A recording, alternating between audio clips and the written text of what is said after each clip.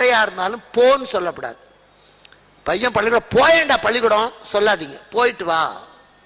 ஏன்னா அஸ்துன்னு ஒரு தேவதை, அது கண்ணுக்கு தெரியாம அப்படி போயிட்டே இருக்கும்.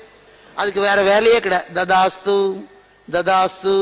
இன்னைக்கு யாகம் பண்ணும்போது ஒருத்தர் மந்திரம் சொல்லுவார்.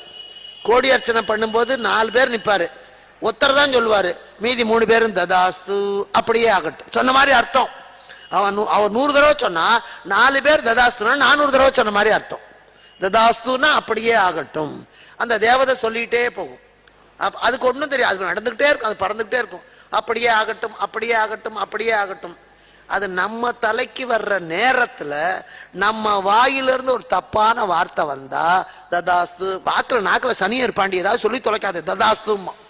நீங்க பையனை பார்த்து சனியனை போய் தொலைடாம்பீங்க, அந்த நேரம் அது வந்ததுன்னு வச்சுக்கோங்க, ததாஸ்துங்க. போன பையன் வரமாட்டான், போன பையன் வரமாட்டான், போயிடுவான் அப்படியே, ஆக்சிடென்ட்.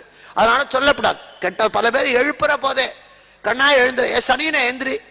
சனியம் பிடிச்சா என்ன பண்ணுன்னு தெரியும், அதுதான் தூங்குது, அதை எதுக்கு எழுப்பி விட்டு பிடிச்சுக்கணும்?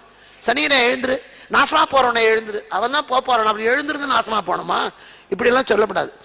வாயில வார்த்தை போ. அபிமன்யுவ எல்லாம் தெரிஞ்ச தர்மபுத்திரர் போன்னார். நின்றனையே என்னை காத்து உன்னை செல்கன விடுத்தேனே, உன்னை போன்னு சொன்னேனேடா, திரும்பி வராம போயிட்டியேடா, என் கண்ணே, என் மகனே, என் அபிமன்யுவே, என் செய்தாய்ன்னு அழுவார். போம்பார், போடாம்பார், சொல்லப்படாது, போயிட்டு வா.